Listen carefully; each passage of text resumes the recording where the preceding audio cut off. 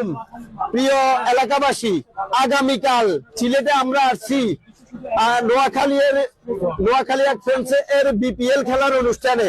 সেখানে আমাদের নোয়াখালীবাসীর কোন দাবি আছে কিনা আমি জানতে চাই।